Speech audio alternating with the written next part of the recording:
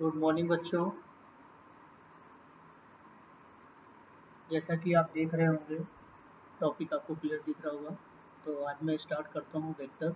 ठीक है। Vector start करने से पहले मैं कुछ आपको इम्पोर्टेंट टिप्स देना चाहता हूँ जो फिजिक्स को थॉरली अंडरस्टैंड करने के लिए बहुत इम्पोर्टेंट है। अगर फिजिक्स आप बहुत अच्छे से समझना चाहते हैं, थॉरली सारे कॉन्सेप्ट आप अच्छे से समझना चाहते हैं, तो फिजिक्स के कुछ क्रूशियल चैप्टर्स हैं, कुछ इंपॉर्टेंट चैप्टर्स हैं जिनका नॉलेज आपको बहुत ज़रूरी है। ठीक है। उसमें से आपका एक टॉपिक यही है वेक्टर, जो कि लगभग फिजिक्स के हर एक टॉपिक में, हर एक चैप्टर में आपको यूज में आएगा। तो बहुत ही इंपॉर्टेंट टॉपिक है वेक्टर। इसको हम थॉरली वन बाय वन करके एक एक कॉन्सेप्ट पढ़ेंगे इसमें। ठीक है। और उसके बाद जो है, जो पहला टॉपिक होता है हमारा यूनिट डायमेंशन एंड मेजरमेंट, वो मैं आपको इसके वेक्टर के बाद वाले वीडियो बनाऊंगा उसको। ठीक है। तो वेक्टर के बाद जो मेरा लेक्चर आएगा उसको मैं यूनिट डायमेंशन एंड मेजरमेंट के लिए बनाऊंगा। ठीक है। तो यूनिट डायमेंशन मेजरमेंट वेक्टर हो गया। फिर सेकेंड थर्ड टॉपिक आपका होता है काइनेमैटिक्स। काइनेमैटिक्स में 1D 2D, उसमें आपका प्रोजेक्टाइल मोशन, जो play motion in a plane आप पढ़ते हो, और सर्कुलर मोशन होता है। तो इसको हम थोड़ी डिटेल में पढ़ते हैं। बहुत इंपॉर्टेंट टॉपिक्स हैं फॉर अंडरस्टैंडिंग फिजिक्स थॉरली। अगर आप फिजिक्स को अच्छे से समझना चाहते हैं, अच्छे से पढ़ना चाहते हैं, सारे कॉन्सेप्ट सीखना चाहते हैं, तो इनके बिना हेल्प के आप नहीं सीख सकते। इसलिए ये स्टार्टिंग के टॉपिक्स हैं, but they are very important for throughout the physics. Circular motion का बहुत जगह पे कॉन्सेप्ट आपको यूज में मिलेगा, काइनेमैटिक्स का बहुत जगह यूज में मिलेगा, यूनिट डायमेंशन का, मेजरमेंट का, एरर का चैप्टर आपको कॉन्सेप्ट यूज में मिलेगा। जब भी आप आगे देखोगे, एक एक चैप्टर आप पढ़ते जाओगे, तो देखोगे कि हर एक चैप्टर में कहीं कहीं एरर का क्वेश्चन आपको मिल जाएगा, कहीं न कहीं यूनिट डायमेंशन से क्वेश्चन सॉल्व हो रहा होगा, ऐसा मिल जाएगा आपको। तो इसलिए ये सारे टॉपिक्स बहुत इंपॉर्टेंट हैं। और वेक्टर तो उसमें से सबसे ज़्यादा इंपॉर्टेंट टॉपिक वेक्टर है, क्योंकि हर एक चैप्टर में आपको वेक्टर का यूज मिलेगा। जैसे जैसे आपकी क्वांटिटी आप पढ़ते जाओगे, एक एक फिजिकल क्वांटिटी नई नई आती जाएंगी और वेक्टर का यूज स्टार्ट हो जाएगा। ठीक है। तो वेक्टर वहाँ पे बहुत अच्छे से होता चला जाएगा। तो इसलिए वेक्टर यहाँ पे मैं एक्सप्लेन करूँगा। और दूसरी चीज़ मैं आपको और बता दूँ, मैं कुछ आपको तरीके बता रहा हूँ जिससे आपका फिजिक्स अच्छा हो सकता है।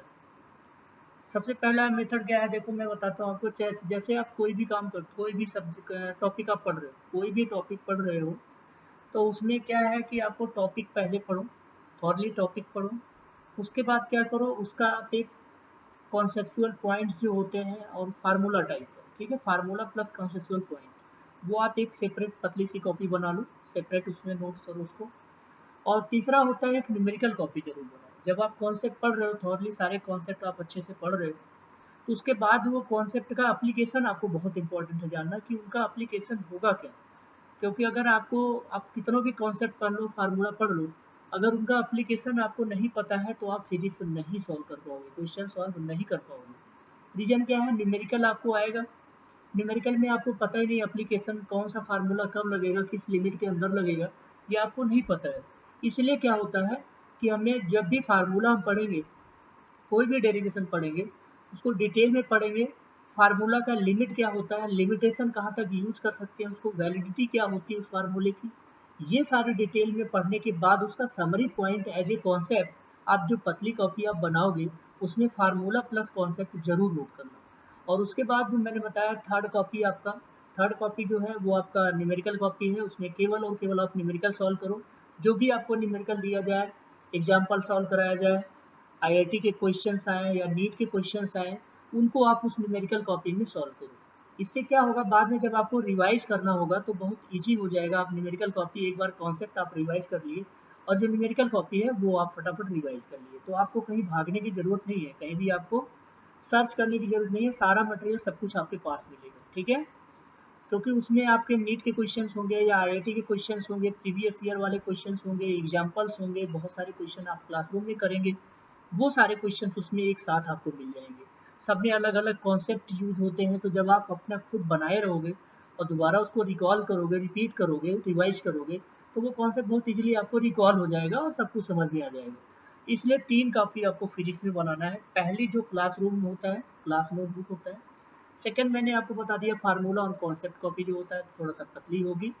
थर्ड कॉपी आपको न्यूमेरिकल कॉपी बनाना है, वो कोई भी कॉपी आप रफ टाइप या कोई भी कॉपी आप बना लो, न्यूमेरिकल उसमें होना चाहिए सॉल्व। तो ये 3 कॉपी आप फिजिक्स में पहले बना लीजिए बहुत अच्छे से। ये बहुत इंपॉर्टेंट है और आपको बहुत बेनिफिट होगा इस चीज़ से। आप इसको कंसिस्टेंट यूज में ले आओ और फिर आपको अपना रिजल्ट खुद ही पता लग जाएगा। ठीक है, तो ये रहा पढ़ाई का कि हम कैसे पढ़ाई करें, फिजिक्स की कैसे पढ़ाई करें। तो और कौन कौन से चैप्टर इसमें बहुत ज़्यादा इंपॉर्टेंट है वो मैं आपको अभी बताया हूँ। Unit dimension measurement, kinematics, 1D and 2D और वेक्टर जो है। इसके बाद आता है NLM, Newton's laws of motion. तो यहाँ तक एटलीस्ट, और वर्क और एनर्जी का थोड़ा सा कॉन्सेप्ट, यहाँ तक एटलीस्ट आपको सारे कॉन्सेप्ट अच्छे से पता होने चाहिए, क्योंकि थ्रू आउट द फिजिक्स ये सारे कॉन्सेप्ट यूज में आते हैं। ठीक है, तो आई थिंक जो है आपको पता लग गया होगा क्या मैंने एक्सप्लेन किया। यही सारी चीज़ें आपको अपने दिमाग में रखना है और इसी को कंसिस्टेंट आपको रिप्रेजेंट करना है और फिर आपको रिजल्ट इसका खुद ही दिख जाएगा। ठीक है, तो चलिए अब इसके बाद हम स्टार्ट करते हैं टॉपिक जो भी आपको दिखा हुआ है, लिखा हुआ है यहाँ पे, वेक्टर टॉपिक स्टार्ट करते हैं। और दूसरी चीज़ मैं आपको और ये भी बता दूं कि अगर आपको लेक्चर मेरा पसंद में आ रहा है, अच्छा लग रहा है आपको, ठीक है, तो प्लीज़ इसको लाइक करें, सब्सक्राइब करें और अपने दोस्तों को भी शेयर करें ताकि उनको भी बेनिफिट हो सके। मैं आपको जो ये पढ़ा रहा हूँ, समझा रहा हूँ, आपको बहुत सारे चैनल पे मिलेगा। ऐसा नहीं है कि मैं ही पढ़ा रहा हूँ अकेला, बट मैं आपको इतनी गारंटी जरूर देता हूँ कि मैं जिस ढंग से आपको, जिस इजी वे में आपको पढ़ा रहा हूँ, वो बहुत कम मिलेगा आपको। ठीक है, मैं एक एक कॉन्सेप्ट पे टाइम देके आपको पढ़ाऊंगा और एक एक कॉन्सेप्ट क्लियर करके आगे चलूंगा। तो आप अभी खुद ही आप फील करोगे, जब आप पूरा लेक्चर आप अच्छे से देख लो, आपको खुद ही फील हो जाएगा कि मैंने जो पढ़ाया है वो आपको समझ में आ रहा है या नहीं आ रहा है। एक एक कॉन्सेप्ट आपको समझ में आएगा। तो थॉरली मैं पढ़ाऊंगा, टाइम लगेगा, बट आप इसको आप पढ़ोगे तो आपको खुद ही इसका बेनिफिट मिल जाएगा। फिजिक्स देखो, बहुत ज़्यादा पढ़ने वाली चीज़ नहीं, मतलब आप बहुत ज़्यादा पढ़ लो नहीं सीख पाओगे। आप उतना पढ़ो जितना आप सीख सको। ठीक है, तो आप थोड़ा सा पढ़ो लेकिन उतना कॉन्सेप्ट अच्छे से करके रखो, वो आपको बहुत कुछ सिखा देगा, बहुत कुछ उससे आपको बेनिफिट हो जाएगा। लेकिन आप सिलेबस पूरा करने लगे, पूरा पढ़ने लगे, उसके चक्कर में क्या होगा कि आप कॉन्सेप्ट अच्छे से नहीं सीख पा रहे हो, बस खाली आप रटने और इस टाइप की चीज़ें कर रहे हो, तो उससे कुछ नहीं होता। फिजिक्स में उसका कोई बेनिफिट नहीं होता, क्योंकि क्वेश्चंस आते हैं न्यूमेरिकल, कॉन्सेप्ट पे होते हैं, और कॉन्सेप्ट फार्मूला वो सब अगर आपका क्लियर नहीं होगा तो आप नहीं कर पाओगे। ठीक है, तो फिजिक्स में वो चीज़ आप बिल्कुल ना करो कि हम 100% कंप्लीट कर दें। 100% कंप्लीट ना करो, जितना करो उतना बहुत अच्छे से करो।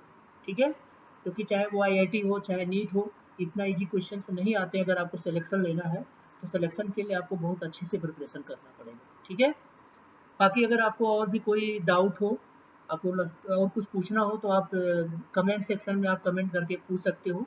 किसी भी टॉपिक से रिलेटेड या जनरल फिजिक्स से रिलेटेड, जनरल किसी कॉन्सेप्ट से रिलेटेड आपको पूछना हो तो आप कमेंट सेक्शन में आप जरूर पूछ सकते हो, मैं रिप्लाई कर दूंगा उसको। ठीक है, तो आप उसको दोबारा से देख लेना।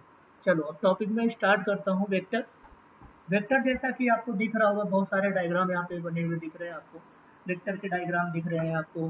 ठीक है, वेक्टर का एडिशन एडिशन इस टाइप की चीज़ें आपको यहाँ पे दिख रही हैं। तो वेक्टर हम समझते हैं होता क्या, जैसे अभी तक देखो हम लोग क्या 9th 10th में क्या पढ़ के आते हैं। 9th 10th में वेक्टर हमारे सिलेबस में नहीं होता है। सिंपल बस काइनेमेटिक्स, वो भी वो rectilinear motion, straight line motion होता है, वेक्टर तो होता ही नहीं। तो मैं वेक्टर जैसे थोड़ा बहुत आइडिया तो सबको होता है, वेक्टर और स्केलर, क्योंकि स्केलर तो हर कोई पढ़ के आता है, स्केलर तो सब पढ़ते ही है। तो वेक्टर क्या होता है, डिफरेंस क्या दोनों में। स्केलर देखो क्या होता है, स्केलर जो है वो आपको केवल मैग्नीट्यूड और बस मैग्नीट्यूड बताता है कि ये कितने मैग्नीट्यूड का है, ठीक। लेकिन जो वेक्टर होता है, वेक्टर, वेक्टर क्या होता है, वेक्टर आपको डायरेक्शन भी बताता है और मैग्नीट्यूड बताता है, दोनों चीज बहुत इंपॉर्टेंट है। तो वेक्टर क्या होता है, डायरेक्शन बताएगा और मैग्नीट्यूड तो होता ही होता है, ठीक। ये हो गया वेक्टर के बहुत। फिर यहाँ पे एक क्वेश्चन ये राइज होता है कि क्या अगर किसी क्वांटिटी में वेक्टर, कोई क्वांटिटी है उसमें डायरेक्शन है और मैग्नीट्यूड है, तो क्या वो वेक्टर होगी। क्योंकि अभी तो हमने आपको यही बताया कि वेक्टर होने के लिए क्या जरूरी है, मैग्नीट्यूड एंड डायरेक्शन दोनों जरूरी है। स्केलर के लिए तो केवल मैग्नीट्यूड में चल जाएगा, कोई दिक्कत नहीं, बट वेक्टर के लिए मैग्नीट्यूड और डायरेक्शन दोनों जरूरी है। तो फिर क्वेश्चन है क्या मैग्नीट्यूड डायरेक्शन है तो वेक्टर सफिशिएंटली रिप्रेजेंट होगा, उसको हम वेक्टर 100% बोलेंगे। तो आंसर है नो। ठीक है, ऐसा क्यों है मैं आपको वन बाय वन करके अभी एक्सप्लेन करूंगा, वेक्टर की डेफिनेशन आपको समझाऊंगा, उसी से आपको क्लियर हो जाएगा। ठीक है, चलो अब जैसे ये आपको दिख रहा होगा सारा, मैं इसको इरेज कर रहा हूँ। तो यहाँ पे जो है अब मैं आपको बताने जा रहा हूँ कि ऐसा वेक्टर, वेक्टर की डेफिनेशन एक्चुअल आपको बताने जा रहा हूँ। ठीक है, वेक्टर की डेफिनेशन, एक्चुअल में वेक्टर होता क्या, जो मैंने आपको बता दिया कि मैग्नीट्यूड और डायरेक्शन हो तो हम वेक्टर बोलते हैं। तो अभी हम चेक करके देखते हैं क्या वो 100% सही है या सफिशिएंट है एक्सप्लेन करने के लिए। सिंपल सा मैं आपको एग्जांपल लेता हूँ, करंट एडिशन। करंट एडिशन मैं क्या कर रहा हूँ, करंट को ऐड कर रहा हूँ, ठीक। करंट एडिशन, जैसे हमारे पास एक करंट ये आ गई, ये मान लो 5 एम्पियर करंट है, ये एक दूसरी करंट आ गई, ये मान लो आपकी 10 एम्पियर करंट है, ठीक है। ये दो करंट इस पॉइंट पे मिल रही है, मीट कर रही है। अब हमें एक तीसरा वायर ऐसे निकालना है, ये तीसरा वायर है। तो आप बताओ ये दोनों का क्या होगा, तीसरे वायर में दोनों करंट ऐड होके आगे निकलेगी, क्लियर है ना। जैसे दो पाइप से पानी आ रहा है और दोनों पाइप एक तीसरे वाले पाइप में ज्वाइंट है, तो दोनों वाले पाइप का जो पानी है वो क्या होगा, तीसरे पाइप से होके फ्लो होगा। बिल्कुल सेम यहाँ पे करंट एक में आ रहे 10 एम्पियर, दूसरे में आ रहे 5 एम्पियर, तो तीसरे वाले में क्या होगा, ये दोनों मिलके आगे फ्लो होगा, दैट इज 15 एम्पियर। 10 + 5 कितना हो जाएगा, 15 एम्पियर। तो 15 एम्पियर की करंट इसमें जा रही है, ठीक। अब डायरेक्शन देखो, क्या मैग्नीट्यूड है इसमें, यस मैग्नीट्यूड है, 5 एम्पियर है, 10 एम्पियर है, 15 एम्पियर, मैग्नीट्यूड है, बिल्कुल सही है। फिर क्वेश्चन है क्या डायरेक्शन है, यस डायरेक्शन है। देखो करंट तो एक पर्टिकुलर डायरेक्शन में ही फ्लो हो रही है ना भाई, तो करंट यहाँ पे एक डायरेक्शन में फ्लो हो रही है, इसका मतलब डायरेक्शन है और मैग्नीट्यूड है, दोनों है। इसका मतलब जो मैंने आपको डेफिनेशन बताया अभी, उसके अकॉर्डिंग ये वेक्टर होना चाहिए, but this is not a vector, ठीक है। This is not a vector, क्यों नहीं वेक्टर है, क्योंकि यहाँ पे जब दोनों करंट हमारा ऐड हुआ है तो वो तीसरी ब्रांच में इस तरह से निकल के जा रहा है, इस तरह से फ्लो हो रहा है, ठीक है। और जबकि वेक्टर अगर कोई क्वांटिटी होता है तो यहाँ पे क्या होता है, वेक्टर लॉ एडिशन का वायलेशन हो रहा है। वेक्टर लॉ एडिशन क्या है, मैं आपको एक बार शॉर्ट में बता देता हूँ, आगे डिटेल में एक्सप्लेन करूंगा इस चीज को। तो वेक्टर लॉ एडिशन क्या होता है, अगर कोई वेक्टर ऐसा है, कोई दूसरा वेक्टर इससे हमने ऐसे ज्वाइन किया है, इनका तो जो रिजल्टेंट होगा वो कुछ इस तरह से होगा। ये मान लो सपोज ये वेक्टर ए है, ये वेक्टर बी है, तो इनका जो रिजल्टेंट होगा वो vector A plus vector B according to law of vector addition. This is according to law of vector addition. अगर वेक्टर एडिशन को फॉलो कर रहा है तो ऐसा रिजल्टेंट इनके बीच से आना चाहिए।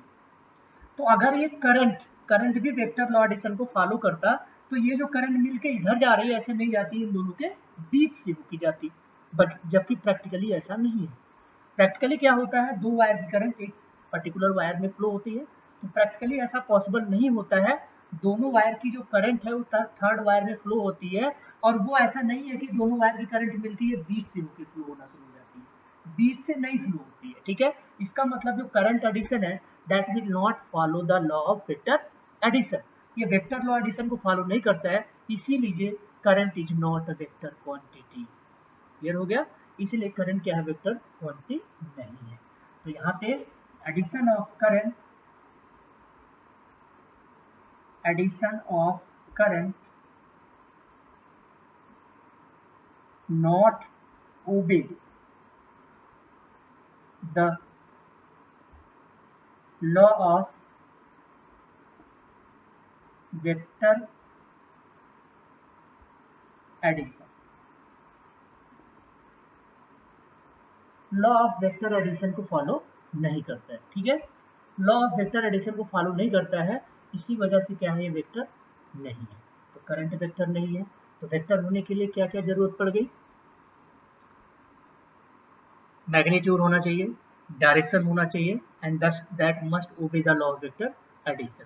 तो current is a scalar quantity, so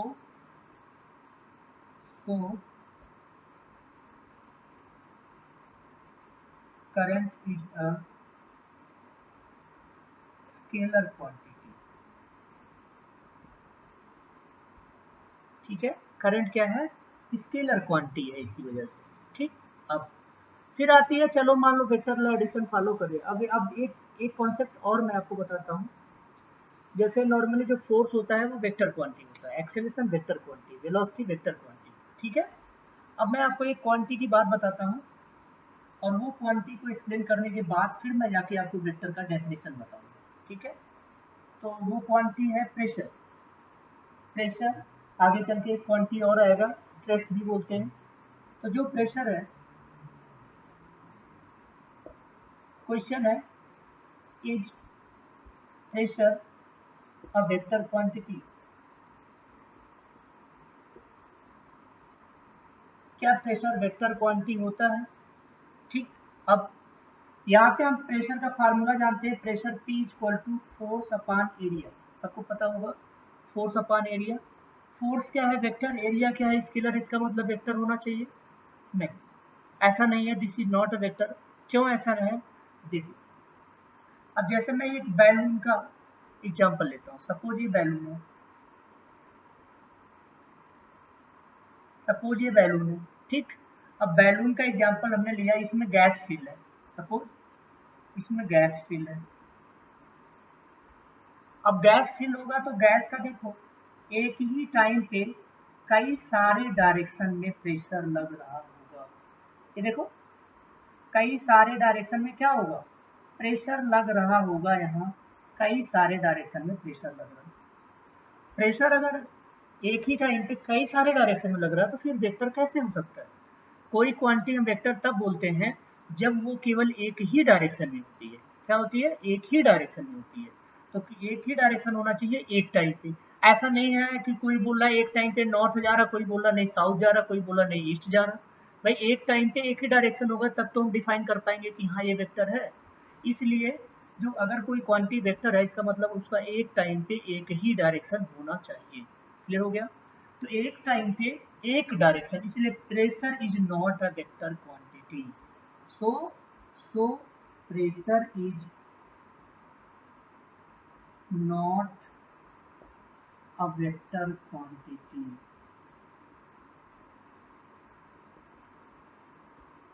pressure क्या है? Not a vector quantity. Pressure भी हमारा वेक्टर क्वांटिटी नहीं है। क्लियर हो गया? अब इसके बाद अगर प्रेशर भी वेक्टर क्वांटिटी नहीं हुआ तो अब इसके बाद क्यों नहीं हुआ? क्योंकि इसके एक ही टाइम पे बहुत सारे डायरेक्शन है। तो अगर कोई वेक्टर क्वांटिटी है तो एक टाइम पे केवल एक ही डायरेक्शन होना चाहिए। क्लियर हो गया? अब मैं आता हूँ वेक्टर की डेफिनेशन। ठीक है, व्हाट इज वेक्टर? वेक्टर की डेफिनेशन आप याद रखना, मैं स्टार्टिंग से इसलिए आपको बताया हूँ। मैग्नीट्यूड और डायरेक्शन मस्ट है, होना ही है। दूसरा, must obey the law of vector addition. तीसरा, only one direction at a time. तो मैं डेफिनेशन देखो इसका लिखता हूँ। डेफिनेशन क्या है? आप सभी लोग इस चीज को नोट कर लें, बहुत इंपॉर्टेंट है। Any quantity, any quantity,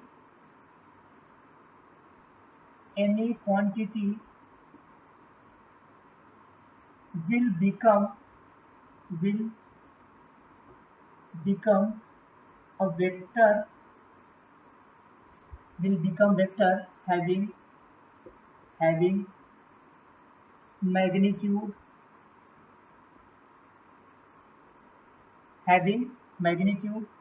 comma direction, magnitude direction. Direction में ब्रैकेट में क्या लिख देंगे हम? Only one direction, only one direction at a time, only one direction at a time. and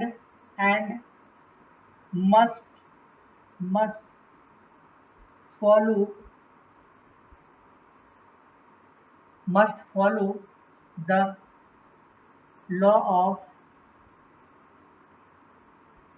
law of vector addition, and must follow the law of vector addition। फिर से देख लो जो जो मैंने आपको एक्सप्लेन किया है। Any quantity will become a vector having magnitude, direction, direction में only one direction at a time, and must obey or must follow the law of vector addition becomes vector quantity। क्या होगा? Vector quantity. ठीक है, तो this is a vector definition. इसके बाद में different type के वेक्टर्स आपको पढ़ाऊंगा, तो ये लेक्चर बहुत ज़्यादा नहीं बड़ा करूंगा, इसमें आप समझ लेना। ठीक है, इसमें थोड़ा सा ज़्यादा हो गया लंबा इसलिए क्योंकि मैं 10-15 मिनट से ज़्यादा लेक्चर नहीं बनाऊंगा। ठीक है, एक एक टॉपिक एक लेक्चर में आपको भी बर्डन नहीं होगा, इसमें आप आराम से पढ़ सकते हैं, कभी भी पढ़ सकते हैं, 15 मिनट कुछ नहीं होता। एक एक टॉपिक में आपको कंप्लीट कर दूंगा। ठीक है, तो अब यहाँ पे थोड़ा ज़्यादा हो गया क्योंकि मैं आपको थोड़ा सा टाइप बता दिया, कैसे आप टिप्स बताया कैसे आप पढ़ाई करोगे अच्छे से, कि आपको जो है आपका जो रिजल्ट हो इफेक्टिव हो, अच्छा रिजल्ट हो, उसके लिए आप कैसे पढ़ाई करना, फिजिक्स की कैसे पढ़ाई करना है। तो वो एक्सप्लेनेशन मैंने आपको अच्छा कर दिया, सब बता दिया है, उसी को आप फॉलो करो, कंसिस्टेंट फॉलो करो, 100% आपका रिजल्ट अच्छा ही होगा, ठीक है। और अगर आपको कॉन्सेप्ट सब समझ में आ रहा हो, अच्छा लग रहा हो, तो प्लीज़ इसको सब्सक्राइब करें एंड लाइक करें। Thank you very much to everyone.